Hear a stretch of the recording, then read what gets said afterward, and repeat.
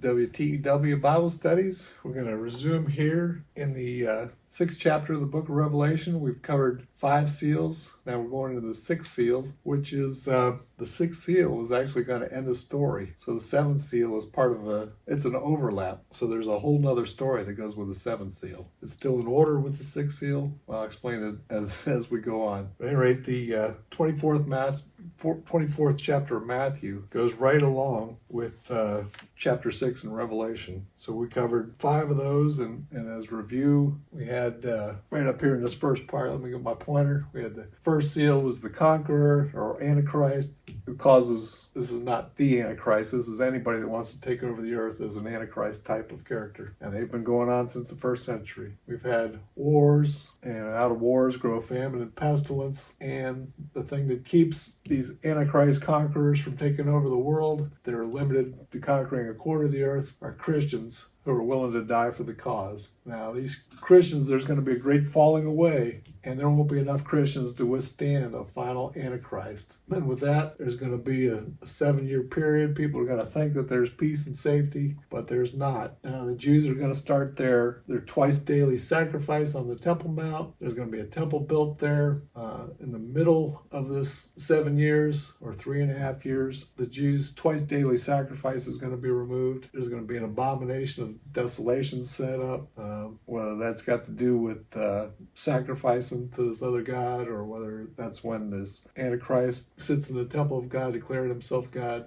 Something's going to accompany that taking away the sacrifice, which is called the abomination of desolation. That's this time of great tribulation. So 3.5 years, God says if he didn't intervene and stop that, then everybody would die. So let's look at Revelation chapter 6 now. We're going to start with verse 12. And I beheld when he had opened the 6th seal, and lo, there was a great earthquake. Now immediately after this earthquake, there's going to be signs in Matthew 24 that we're going to see the same ones here through verse 14. And the sun became black as sackcloth of hair, and the moon became as blood, and the stars of heaven fell unto the earth, even as a fig tree casts her untimely figs when she is shaken of a mighty wind. And the heaven departed as a scroll when it was rolled together. So let's compare that with Matthew 29. Immediately after the tribulation of those days, so immediately after that earthquake, shall the sun be darkened, and the moon shall not give her light, and the stars shall fall from heaven, and the powers of heaven shall be shaken.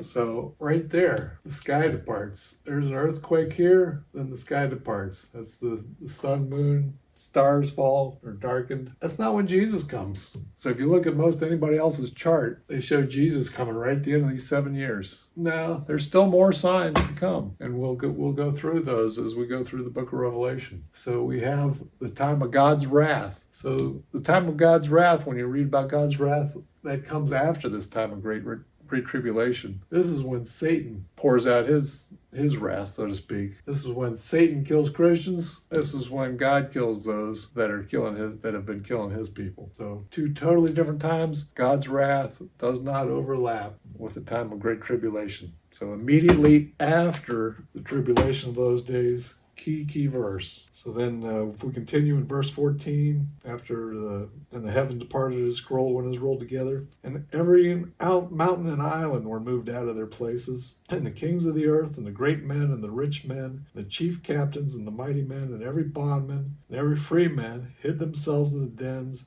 and in the rocks of the mountains, and said to the mountains and rocks, fall on us, and hide us from the face of him that sits on the throne, and from the wrath of the Lamb, for the great day of his wrath is come, and who shall be able to stand? So when we get to the very end now, so all we're shown here in this is right at the start of God's wrath and right at the end of God's wrath. So all the mountains and islands are going to be moved. They're going to be shaken. We're going to see all the kings of the earth, the great men, the rich men. There's going to be a great gathering of people coming to fight against God. And God's going to be there. We see in verse 16, first they're going to be gathered to fight against God. And then when God reveals himself, now they're going to say, that's not a very good idea. The presence of God, just like we if you read in Exodus 19, let me just read that. This is what it's like when God's throne comes and has an influence on the earth.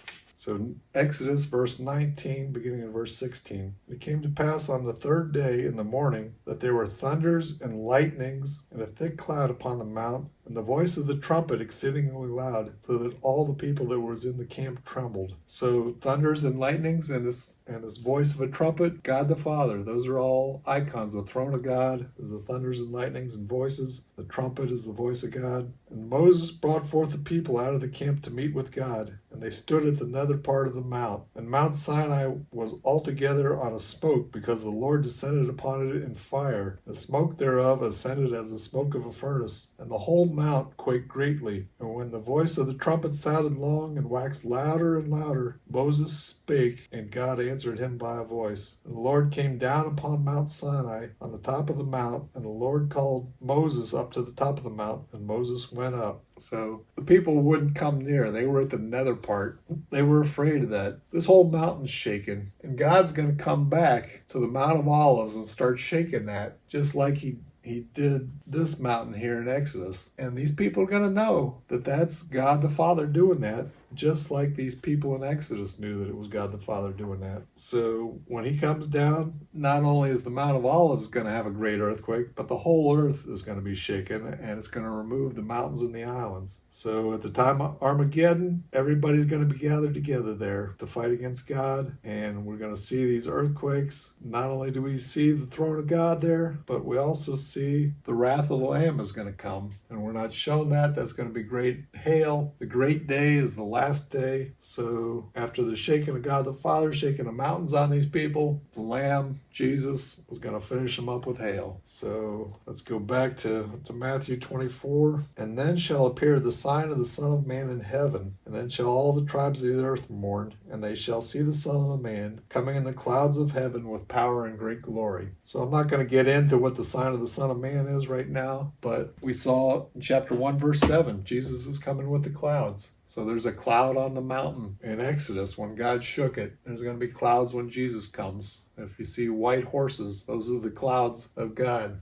Just another symbol or icon, a sign of Jesus coming. And verse 31, and he, the Jesus, shall send his angels with a great sound of a trumpet, and they shall gather together his elect from the four winds, from one end of heaven to the other. So God's going to come with his angels, with the spirits of those he saved. At the time of the great trumpet, again, this is God's voice. When that great voice of God sounds, that's when Jesus comes. Not before, no secrets 7 years earlier. It all happens right there. So we've come to the end of the first story that ends when Jesus comes. So the mountains and islands are not going to shake twice and be removed. They're not going to be rebuilt in the midst of chapter 7 and chapter 16. This is one story that has come to an end. We're going to see these same signs happening again and again.